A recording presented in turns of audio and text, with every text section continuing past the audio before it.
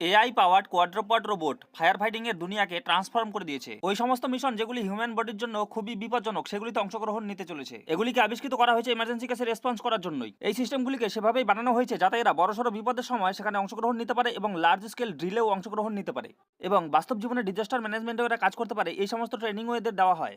এই রোবটগুলি ধোঁয়ায় ভর্তি ঘরের মধ্যে চলতে পারে, ভঙ্গুর অথবা অর্ধভঙ্গ স্ট্রাকচারের মাঝেও চলতে পারে, এছাড়াও এক্সট্রিম হিট কন্ডিশনও সহ্য করতে পারে। এছাড়াও একই সঙ্গে রিয়েল টাইম ভিডিও স্ট্রিমিং করতে পারে। এছাড়াও বিভিন্ন রকম সেন্সার ডেটা ইমার্জেন্সি টিমকে রিয়েল টাইমে ফিডও করতে পারে। একটি রিসেন্ট ইমার্জেন্সি সিমুলেশনে রোবটরা হিউম্যান ক্রুদের থেকে অনেক ভালো পারফর্ম করেছে। একটি জ্বলন্ত ঘরের পরিস্থিতি পর্যালোচনা করা এবং অর্ধভঙ্গ স্ট্রাকচারের মাঝে সেই পরিস্থিতির মোকাবিলা করা এদের কাছে একটু খুব বেশি সহজ, কারণ বিভিন্ন রকম sensor, thermal camera, lidar, gas detector এবং এআই নেভিগেশন এই সমস্ত প্রযুক্তি আগুনে আটকে পড়া ব্যক্তিকে খুঁজতে সাহায্য করে, অত্যন্ত খারাপ পরিস্থিতির অনুমান লাগাতে সাহায্য করে এবং আগুন ভয়ঙ্কর হতে পারে এইরকম আসবাবপত্রগুলিকে আইডেন্টিফাই করতে পারে।